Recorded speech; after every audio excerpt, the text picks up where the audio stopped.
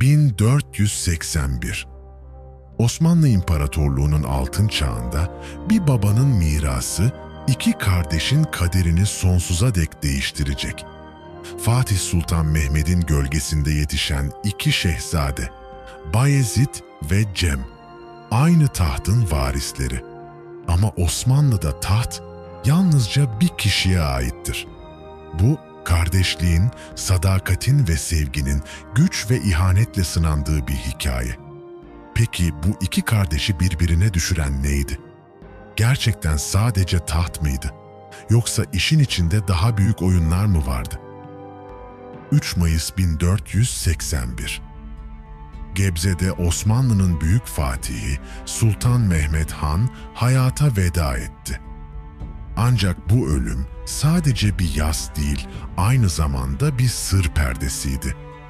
Bazı tarihçilere göre Sultan Mehmet zehirlenmişti.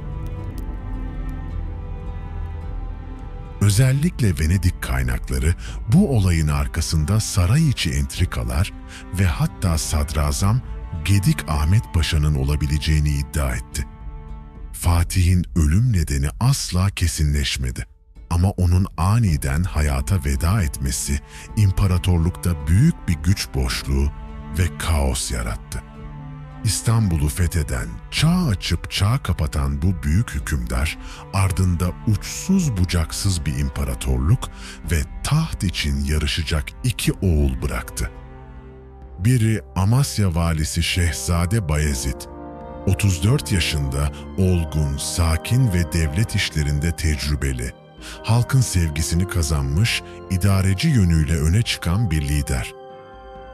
Diğeri Konya valisi Şehzade Cem, 22 yaşında, cesur, karizmatik, savaşçı ruhlu ve aynı zamanda kalemi güçlü, şair ruhlu bir gençti.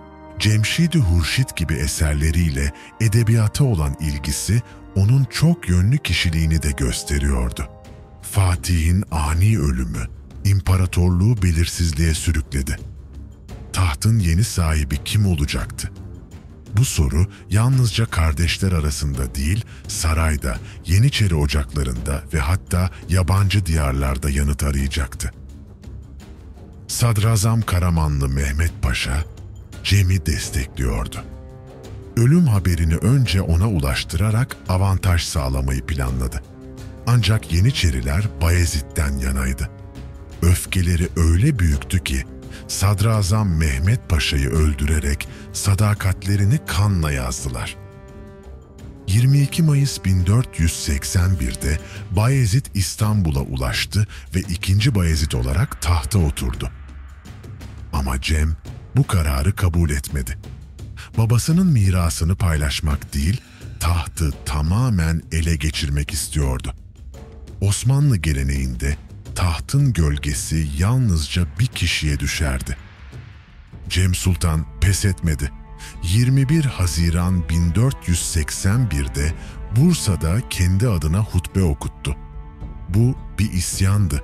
Bir şehzadenin padişaha açıkça meydan okuyuşuydu. Ordusunu topladı ve Yenişehir Ovası'nda abisi Bayezid'in ordusuyla karşı karşıya geldi.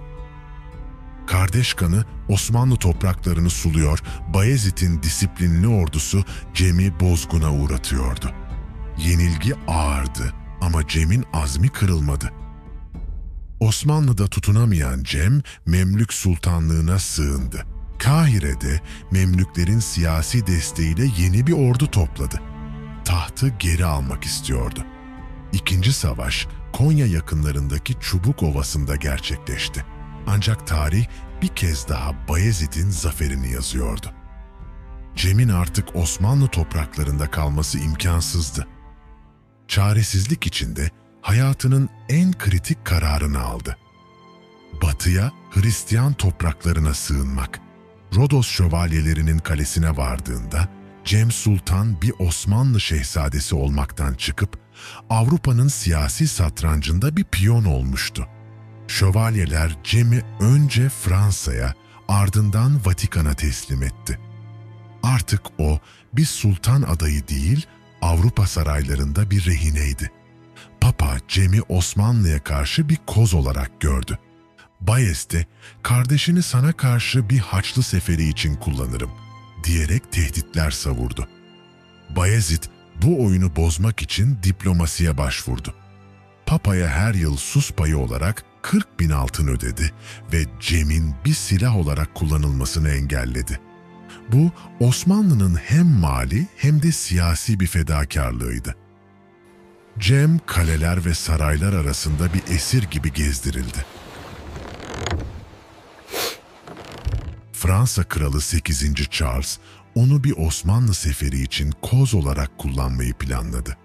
Ancak Cem ne bir ordu kurabildi ne de tahtına dönebildi. Yıllar onun ruhunu ve umutlarını tüketmişti. 1495'te 13 yıllık esaretin ardından Napoli'de hayata veda etti. Ölümü sırlarla doluydu. Kimileri onun zehirlendiğini iddia etti. Özellikle Cem'in Napoli'ye geldikten kısa bir süre sonra Kral Charles'ın Osmanlı'ya karşı bir sefer planladığı dönemde ölmesi şüpheleri artırmıştı.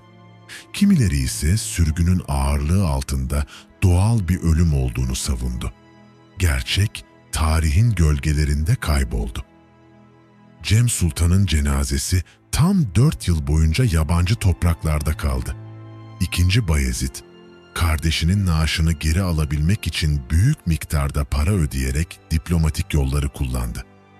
1499 yılında büyük zorluklar sonucu İstanbul'a getirilen cenaze dedesi 2. Murad'ın yanına Bursa'ya defnedildi. O bir zamanlar taht için savaşan bir şehzadeydi. Ama Avrupa'da yalnızca bir esir olarak hatırlanacaktı. Cem Sultan'ın hikayesi bir kardeş kavgasından çok daha ötesiydi. Bu imparatorluğun kaderini sınayan bir mücadeleydi. İkinci Bayezid tahtı korudu ve diplomasiyle bu krizi yönetti. Ama kardeşinin Avrupa'daki varlığı Osmanlı'yı yıllarca siyasi bir gölgenin altında tuttu. Bazı tarihçiler Cem kazansaydı Osmanlı başka bir yola giderdi der. Belki daha reformist bir yönetim, belki batıya daha açık bir imparatorluk. Ama tarih spekülasyonlarla değil, gerçeklerle yazılır. Ve gerçek şuydu: biri tahtın yükünü taşıdı, diğeri sürgünün acısıyla tarihe karıştı. Ama her ikisi de Fatih'in evlatları olarak sonsuza dek anılacaktı. Osmanlı'nın bu destansı hikayesi tarihin yalnızca bir parçası.